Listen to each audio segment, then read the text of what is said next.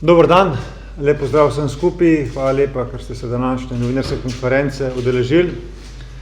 Žal vas moram obvestiti, da smo v preteklih dnevih dobili informacijo, da smo se 4 poslanci Nove Slovenije znašli v predkazenskem postopku, in sicer gre za poslanca Janeza Žaklja, poslanca Jožefa Horvata, Jerneja Vrtovca in mene. In sicer naj bi po prvem odstavku 257. člena kazenskega zakonika zlorabili naš položaj, pazite zdaj to, ker smo na seji Komisije za nadzor obveščevalnih in varnostnih služb glasovali za sklep, da se na policiji opravi nenapovedan nadzor. Mislim, da gre v tem primeru za nezaslišano zlorabo policije za boj proti opoziciji. Kaj takega so najverjetneje zmožne samo še diktature v Afriki, Južni Afriki, torej v Južni Ameriki in pa morda kje v Aziji, da se take stvari dogaja, da so poslanci obtoženi zlorabe položaja zaradi tega, ker so glasovali v skladu z zakonom. Neverjetno. Poslanci v demokratičnih državah, kjer se seveda spoštuje vladavino prava, ne morajo biti nikoli obtoženi za glas, ki so ga dali pri svojem parlamentarnem delu. Zakaj pravzaprav gre? In sicer Komisija za nadzor obveščevalnih in varnostnih služb je v skladu z 33. členom Zakona o parlamentarnem nadzoru obveščevalnih in varnostnih služb odredila nadzor na policiji zaradi indicev, da se v medijsko izpostavljenih zgodbah nezakonito prisluškuje, to je brezsodne odredbe določenim posameznikom. In KNOVS je ta nadzor opravil zakonito. Poudarjam, KNOVS je ta nadzor opravil zakonito v skladu s parlamentarno prakso in v skladu z 33. členom Zakona o parlamentarnem nadzoru obveščevalnih in varnostnih služb. Naj ob tem še poudarim, da policija v času tega nadzora ni imela nobenih pripomb na naše delo in da če bi ocenili, da bi karkoli lahko šlo narobe, so oni imeli v 27. členu Zakona o parlamentarnem nadzoru možnost, da ta nadzor začasno odložijo. Zdi se nam absolutno nesprejemljivo, pritlehno, da del vladnih spletkarjev zlorablja policijo za politične obračune, da zlorablja policijo za obračun z opozicijo in to na točkah, kjer je opozicija delala v skladu z zakonom. Mi smo prepričani, da seveda ta stvar na sodišču ne more iti skozi, je pa jasno, da se nas na takšen način zaposluje, da se na takšen način troši naš, če hoče tudi davkoplačevalski denar, zaradi tega, ker nas vladna koalicija želi zavesti oziroma zaposliti za temami, ki nimajo nobene resne zgodbe. Da bojo stvari še toliko bolj banalne, da povem recimo zapis iz tega teksta, pod katerega se je podpisala Marjutka Paškulin, najverjetneje poznate iz zgodb pri primerih Franca Kanglerja ali pa iz zgodb reperja Zlatka. Ta preiskovalna sodnica si je pač dovolila zapisati v tem tekstu, da bi poslanci v primeru ugotovljenih prisluhov ravnali nezakonito. Nam se zdi to absolutno nesprejemljivo, da preiskovalni sodnik vnaprej obtoži poslance nekaj, kar se sploh ni zgodilo in da oceno, da bi poslanci ravnali nezakonito. Vsekakor nezaslišano in nevredno mesto preiskovalne sodnice. Seveda bomo o zlorabah slovenskih represivnih organov zoper in boj zoper opozicijo seveda vsem tem tudi obvestili evropske institucije.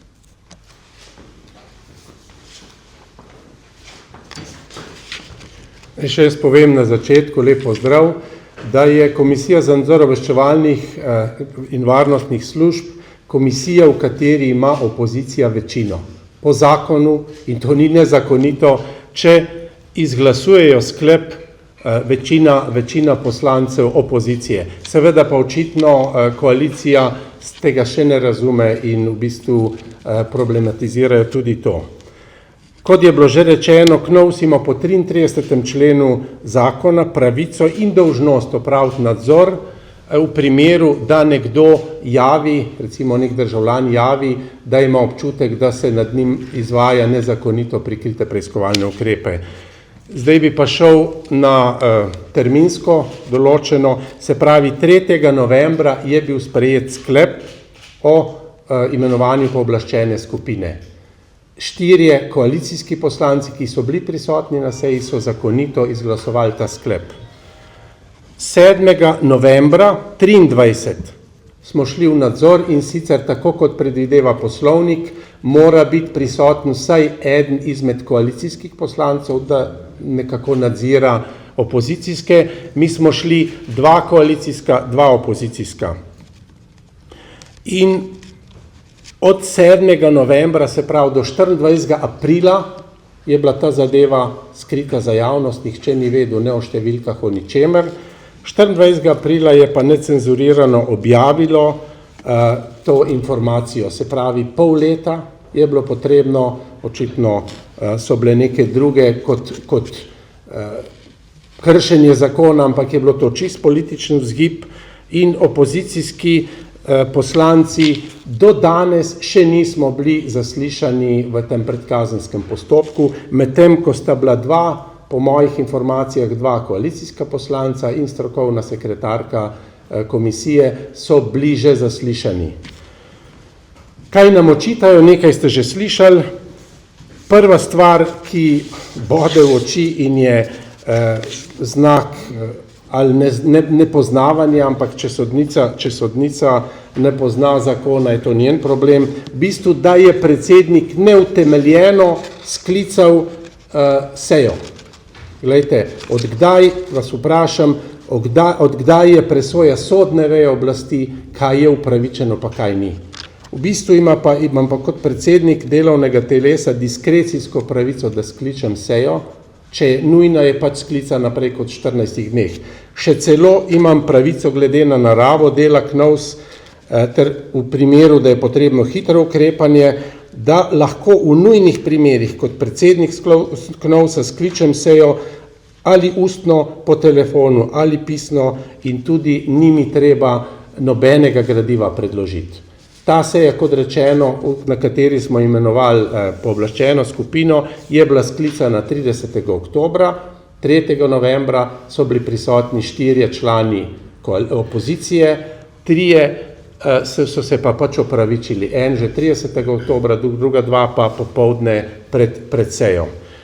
Zdaj, druga stvar, naj povem še enkrat, kot že večkrat, da je bil nadzor, ki se zdaj problematizira, opravljen po vseh pravilih in zakonito. Člani KNOVS-a niso seznanjali o ugotovitvah nadzora lastnikov telefonskih številk, za sebe lahko to 100% trdim, drugi pa so mi to tudi zagotovili. Zdaj, problem, ki ga jaz vidim kot predsednik KNOVS-a, je, da so te številke ušle iz policije. Takoj, ko smo aprila videli članek v necenzurirano, sem odredil pregled tega revizijske sledi, kdo je gledal v te dokumente in dejansko nihče od nas, od nadzora pa do izdaje teh številk ni o tem govoril. Jaz sem takoj na naslednjem nadzoru na generalni policijski upravi izrazil ogorčenje in sem zahteval, da se zadevo preišče, kako da iz policije odtekajo informacije. Lahko vam povem izkušnjo zadnjega nadzora, nismo še bili prav nazaj v parlamentu, ko smo že dobili klice od vas novinarjev. Glejte, tukaj snimam nič problema, če novinarji preverjate, ampak problem je, ker smo šli tisti dan na generalno policijsko upravo in na Sovo. In če bi nekdo od poslancev, ki je bil član pooblaščene skupine, obvestil vas novinarje, bi zagotovo povedal, da smo šli na obe inštituciji. Novinarje je pa zanimalo samo, kaj smo delali na policiji in so bili kar zelo precej natančni, a ste tudi to pa to preverjali, kar smo. In zdaj najhujša stvar, ki jo pa jaz vidim kot predsednik komisije, pa je, da sodnica očita zlorabo uradnega položaja poslancu, ki ni bil ne član pooblaščene skupine in ni bil niti preverjen, skratka nič, zato, ker je glasoval po svoji vesti. Tukaj pa ustava jasno pove, da je to dolžnost in naloga poslanca. Ja, najlepša hvala. V zadnjem času pod to vlado je očitna uzurpacija policije, tudi drugih nadzornih institucij pravne države, zmanjševanje finančnih sredstev institucijam, nadzornim institucijam, kot so Računsko sodišče, Državni svet in tako naprej, vse z namenom, da se pač okrne delovanje pravne države. Ta poteza policije, po tem, ker KNOVS dela zakonito, in ta poteza zoper zakonitega dela KNOVS-a ni nič drugega kot cilj uničiti ali pa politično umoriti Novo Slovenijo, opozicijsko stranko, ki opozarja na nepravilnosti, ki jih počne vlada, ki opozarja na nepravilnosti s tem pritiskom, ki jih vlada počne na nadzorne institucije. KNOVS ima naloge in med nalogami tudi, kot je bilo že rečeno, nadzor nad policijo. Torej, to ima zakonsko in poslovniško to opredeljeno. In kar izvaja Komisija za nadzor obveščevalnih služb, gre v bistvu za legitimen nadzor nad policijo pri morebitnem nezakonitem delovanju in poseganju. Pa poglejte paradoks. Policija jo vadila in preganja tiste osebe, poslance Državnega zbora, ki imajo zakonsko dolžnost, podlago, da v bistvu izvajajo nadzor nad morebitnim nezakonitim delovanjem policije.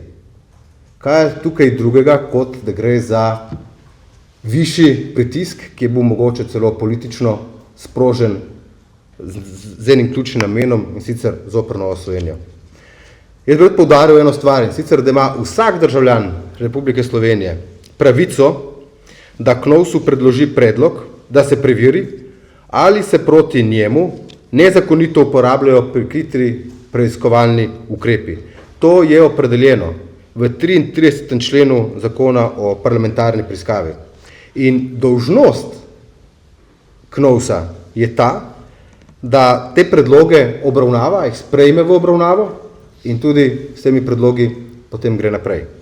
Tudi sam sem v preteklosti in verjamem, da kot član KNOVS-a bom tudi v bodoče dobil to vrstne pobude državljanke in državljanov.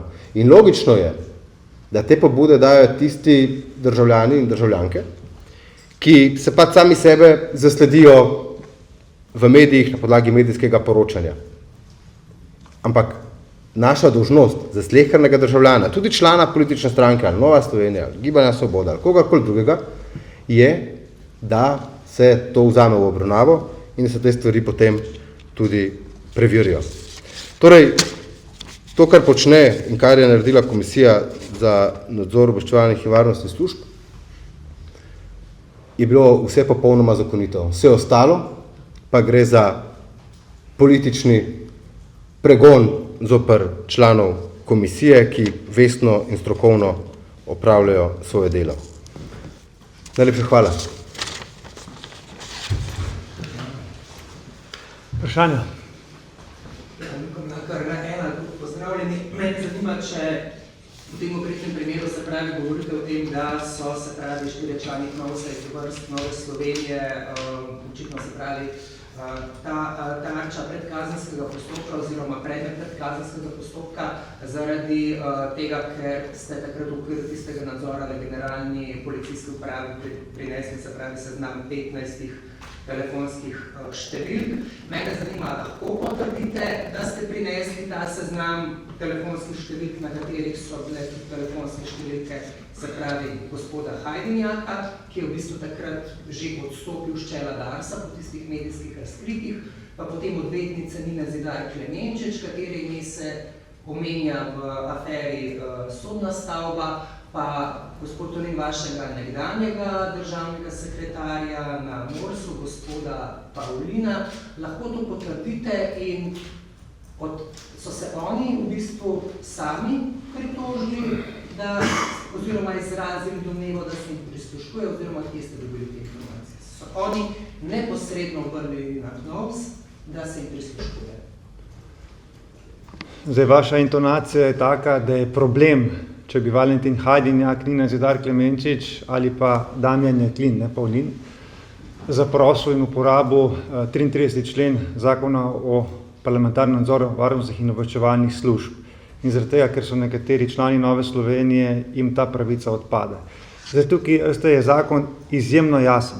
Zakon v 33. členu pravi, da vsakdo lahko zaprosi, da se ta stvar preveri. In komisija nima diskrecijske pravice, da reče, zato, ker je nekdo član Nove Slovenije ali pa zato, ker je bil nekdo prisoten v medijskih zgodbah, tega nadzora ne bomo vzpostavili oziroma ne bomo upravili. Ima pa na drugi strani pa policija to možnost v 27. členu zakona o parlamentarnem nadzoru, da pa lahko takšen nadzor zavrne.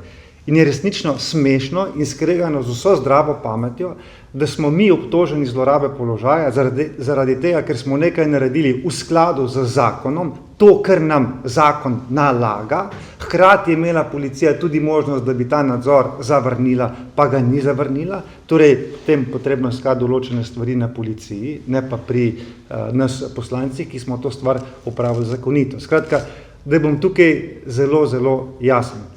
Komisija je v celoti vse naredila v skladu z poslovnikom, s parlamentarno prakso in v skladu z zakonom. In zato poslanci absolutno ne morajo biti za ničesar obtoženi. Od tu dalje so se pa začelo dogajati zelo nenavadne stvari. In to zdaj javno povem in upam, da bo policija odreagirala, ne? Da je naslednji dan po tem nenapovedanem nadzoru o vseh številkah vedela Vesna Vuković. Od kje? Vesna Vuković, ki je bila v tistem času generalna sekretarka Svobode. Povejte mi, kako so od policije do Vesne Vuković prišle te številke.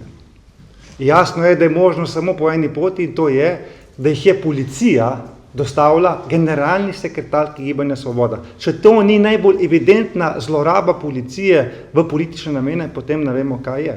In jaz upam, da bo poleg tega, da policija zaslišuje poslance Državnega zbora, kaj so delali na tem nadzoru, da bo zaslišala tudi generalno sekretarko Svobode, kako je prišla do teh številk. Lahko tudi mene pokličajo, bom jaz tudi pričal, komu jih je dala in v kom je vse teh stvari govorila. Tako da bo stvar jasna in neizprostna. Gre za absolutno zlorabo represivnih organov za boj proti opoziciji. In to je treba jasno povedati. Na vaše vprašanje je pa odgovor ja. Na tem seznamu 15 številk so tudi številke, ki ste jih vi omenili, ampak zdi se mi logično, če so bili te ljudje v različnih zgodbah medijsko izpostavljeni in da so prihajali neki posnetki njihovih pogovorov in tajnih zgodb, ne, da so seveda imeli vsej upravičen razlog, da komisijo zaprosijo za to, da preveri, ali se jim prisluškuje nezakonito. In ja, te stvari so naslovili na posamezne člane Komisije za nadzor obveščevalnih in varnostnih služb. Lahko še? Seveda. Jaz bi samo komentiral še uporabo 27. člena zakona, in sicer, da ima policija možnost, da v primeru, da lahko bi razkritje informacije ogrozilo preiskavo, da zavrnejo. To se je enkrat v začetku mandata tudi zgodilo, in sicer pri VD direktorju Lindavu, ker je pač rekel, glejte, tega pa vam mi ne moramo razkriti. In je komisija šla na drugo točko. Tako da tukaj, če bi ta garnitura, ki je bila takrat na zadevi, bi lahko jasno povedala, in jaz vem, da vejo, da 27. člen obstaja in da se ga da izkoristiti. Dobro, če sem jaz zdaj prav razumel, se pravi, vi ste dan potem, ko je Valentin Hajdinjak odstopuščen, da se res prišli na policijo v okviru tega nadzora s tistim seznamom 15 številk, na katerih so bile tudi številka gospoda Hajdinjaka. Pa me samo zanima, zdaj iz nekega videza nepristranskosti komisije, se vam zdi to modra poteza ali to kakorkoli problematično? Ker vemo, da v tistem času se je gospod Hajdinjak, se pravi, znan obraz vaše stranke znašel pod hudim plazom očitkov, korupcije in tako dalje. Se pravi, gospod Mlakar, vi hočete reči, da gospod Valentin Hajdinjak zaradi tega, ker je član Nove Slovenije, mu ne pripada pravica iz 33. člena zakona o parlamentarnem nadzoru. To je vaša trditev. Ne, jaz samo sprašujem zaradi videza nepristranskosti komisije. Ne, vi hočete namigovati, da je naša komisija delala pristransko in politično opredeljeno, zaradi tega, ker smo delovali v skladu z zakonom. Nam 33. člen zakona o parlamentarnem nadzoru nalaga, mi nimamo v zakonu diskrecijske pravice, da se komisija lahko odloči, ali bo nadzor naredila ali ga ne bo naredila. Če bi mi v zakonu tako diskrecijsko pravico imeli, potem bi bilo seveda vaše vprašanje na mestu in bi nas seveda lahko šraufali, zakaj smo se mi odložili, kljub temu, da je Valentin Hadinjak naš član, zakaj smo se mi odločili za takšen nadzor, če bi v teh stvareh lahko odločali.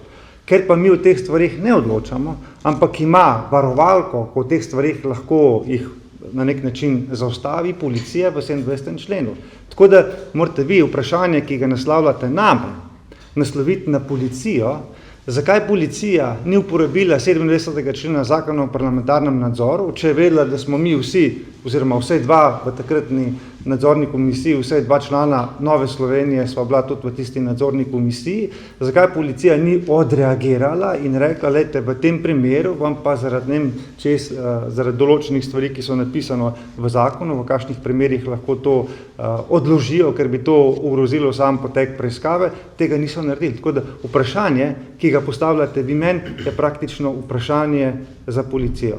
Ja, jaz razumem, kaj so zakonska določila in kakšne so pristojnosti, v okviru katerih deluje komisija. Tukaj vse v redu, tukaj ni nobenega vprašanja. Se pa postavlja vprašanje, se pravi, ali je Nova Slovenija, ne vem, za potrebe zaščite svojih članov zlorabila to komisijo. Se verjetno je to tudi namen tega predkazenskega postopka, da se to preverja, koliko res to. Ne, se globoko ne strinjam z vami.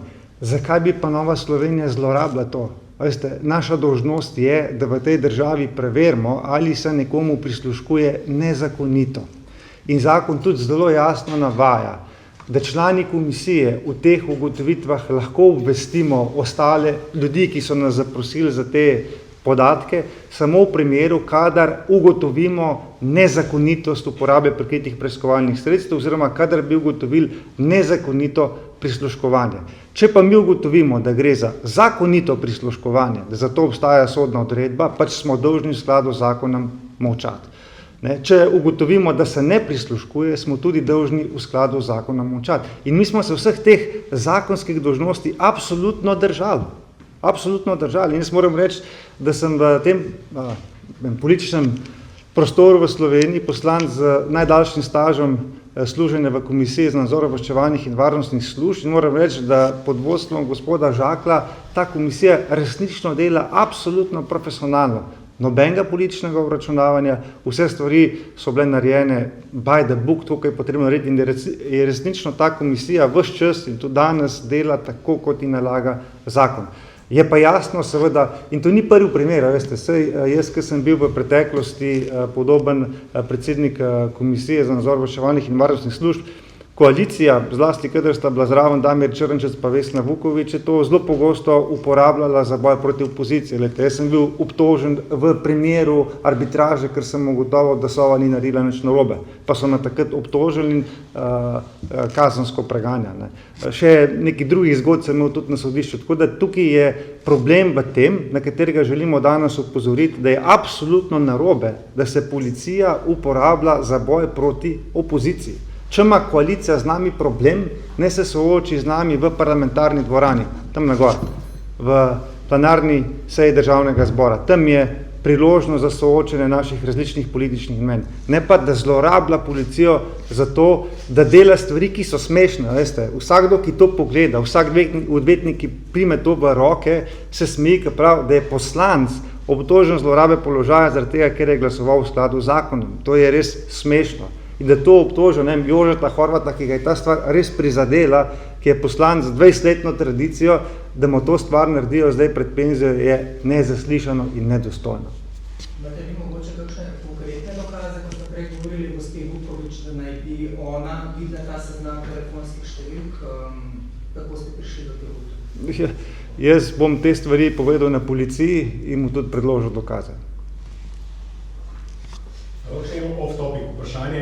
za gospoda Vrtovca pa gospoda Tonina.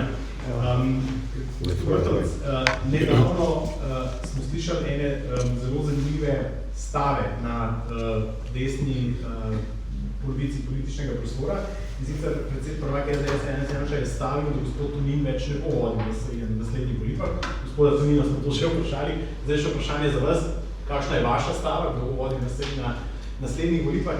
In pa gospod Tonin, za vas pa, kako razumete besede Vladimirja Prebiliča, ki očitno vse bolj jasno namiguje, da se podaja v državnozborsko politiko, nazaj v državnozborsko politiko?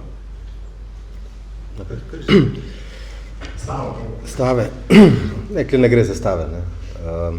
Če kdo misli, da lahko razbije enotnost Nove Slovenije, zabije klin med menoj, Matejem Toninom, Cigler Kraljem in drugimi, ki smo gradili to stranko že v času podmladka pred 20 leti, jo skupaj tudi pripeljali nazaj v Državni zbor Republike Slovenije, uspešno delovali v Državnem zboru, na to tudi v vladi, ne, kot znamenita trojica najuspešnejših ministrov in tudi zdaj v Državnem zboru. Če kdo misli, da lahko razbije enotnost in zabije klin med nami, potem ta se zelo moti in naj si pač dobi drugo tarčo. Kar se pa tiče česarkoli, sprememb v Novi Sloveniji, morate vedeti, da smo imeli volilni kongres pred pol leta in takrat smo izvolili novo vodstvo stranke, letos je programski kongres in na tem programskem kongresu jaz pričakujem, da bo Nova Slovenija z okrepljenim programom potem startala na državnozborske volitve. Pa še ena stvar, zdaj različne polemike se odvijajo, ali bom jaz bil bolj prijazen, malo neprijazen, ali Matej pregrob in tako naprej, to je popolnoma brez veze, zaradi tega, ker razumem vse izjave, ki jih je predsednik stranke dal v preteklosti na različne polemike. Cilj Nove Slovenije je absolutno desnosredinska vlada. Pri tem pa moramo gledati eno stvar, ali je zmožnost v obstoječi konstelaciji priti do desnosredinske vlade. In s tem se je treba ukvarjati. Zaradi tega vse izjave, ki jih je Matej dal v preteklosti okrog tega, so popolnoma razumljene tudi z moje strani. Glede gospoda Prebiliča, meni se seveda zdi popolnoma logično, da del establishmenta na levi strani zelo pritiska nanj, da bi se vrnil v slovensko politiko in tukaj naredil tisto, kar oni mislijo, da je potrebno narediti. Zagotovo pa v strateškem smislu to izhaja iz tega, da je tudi na levi strani razočaranje nad Golobovo vlado in trenutnimi strankami izjemno veliko. Jaz ne pričakujem, da bodo levo orientirani volivci kar naenkrat preskočili na desno stran in zaradi tega pač ti menedžerji na levi strani pač iščejo nekoga, ki bo lahko zadovoljil zlasti potrebe tistih nezadovoljnih levih volivcev, ki so s sedanjo ponudbo razočarani.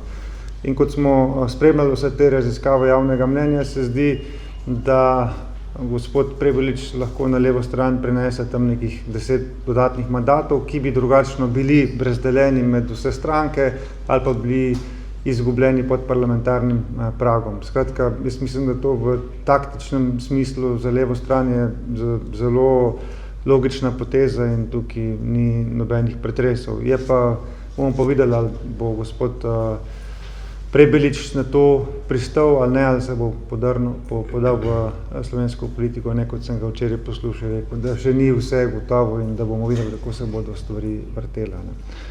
Kar se pa tiče Nove Slovenije, pa resnično delamo na tem, da bi leta 2026 prišlo do menjave oblasti in tukaj se mi zdi ključno, ali se bo desno-sredinski blok uspel povezati skupaj. Govorim tukaj, SDS je zgodba zase, oni imajo stabilno podporo, tudi stabilno število poslancev, v to ne posegamo, njihovega predsednika ne menjamo, skratka, to je njihova stvar.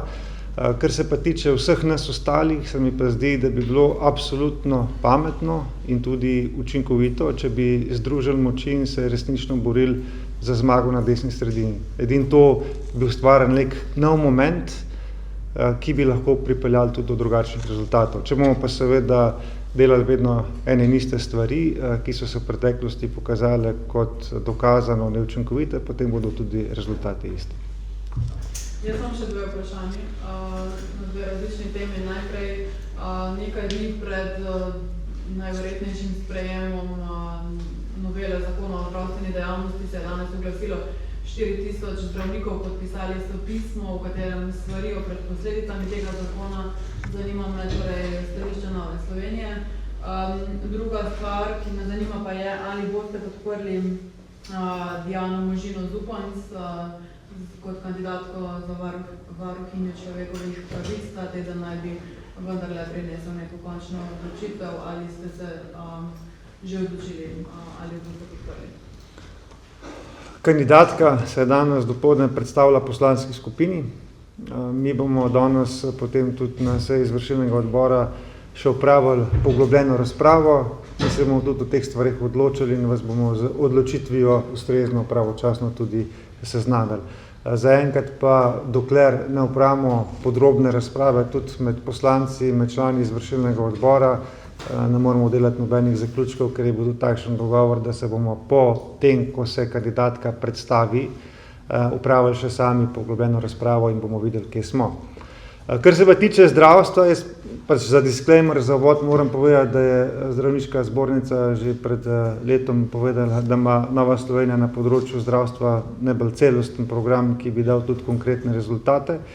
Mi smo predvsem zato, da bi ljudje do zdravnika lahko prišli takrat, ko ga potrebujejo in da ne bi bilo pomembno, pod kakšno pogodbo ta zdravnik dela. Pač nas ne zanima, je SPA zaposlena, kakorkoli drugače, sodeluje z nekimi zdravstvenimi zavodi. Za nas je ključno samo to, da mi, ko zdravnika potrebujemo, ga seveda lahko dobimo in da to naše zdravljenje plača zavarovalnica oziroma zavod, ki mu vsak mesec dajemo od svojih plač. Skratka, naša logika je jasna, je že dalj časa. Se pa vidi, kam pripelje situacijo ideološki pristop in ideološki boj za tako imenovano državno zdravstvo in naj stane, kolikor hoče. Na primeru recimo Tolmina smo lahko videli, kaj to pomeni, ne? Ideološki boj, torej lahko pomeni praktično sesutje zdravstvenega sistema, oziroma po balkansko, ne, bo nekoliko draže, ampak važno, da bo na vzven izpadel, da pa ni privatno. Se pravi, namesto sodelovanja z SPM se bo zdaj sodelovalo preko podjemnih pogodb, najverjetneje bo šlo za iste ljudi, samo plačilo bo mnogo večje in vtis bo, da seveda državno zdravstvo obranimo za vsako ceno. Naša ocena je, da to, kar sedaj vlada počne, gre za najbolj intenzivno privatizacijo zdravstva v zadnjih letih. Najbolj intenzivno. Ker zdravniki bodo zdaj bežali na različne konce in kraje, marsikdo se bo odločil tako, kot se bo, in to bo imelo na koncu predvsem škodljive posledice za bolnike, za paciente, za vse nas. Tako da kmalu se bo videl, kakšni so rezultati ideološkega pristopa pri zdravstveni reformi. Mogoče samo še glede tega imena za varuhinjo reče, da ste mogoče optimistični, da vendar da zdaj v nekem drugem poskusu, da bi lahko pri tem vprašanju, se pravi, se v parlamentu izoblikovala ustrezna večina, se pravi 60 glasov. Pa če lahko rečete po tej predstavitvi že, ali imate mogoče kakšne večje pomisleke do kandidatke, na katero vprašanje mogla odgovoriti in tako naprej. V Novi Sloveniji se nam zdi ključno, da varuh človekovih pravic ni enostranski politični aktivist. To pomeni, da bi ga zanimala zgolj ena stran oziroma zgolj branjenje dela človekovih pravic. Mi od varuha pričakujemo, da bo ravnal v skladu z slovensko ustavo in v skladu z vsemi tistimi mednarodnimi dokumenti, ki naslavljajo varstvo človekovih pravic. In da pri teh stvareh ne bo ideološki, ampak bo striktno vezan na zakon, ustavo in mednarodne pogodbe. Ali je gospa Možina izpolnila ta pričakovanja, boste pa seveda slišali v prihodnosti. Hvala lepa, lep dan vam želim.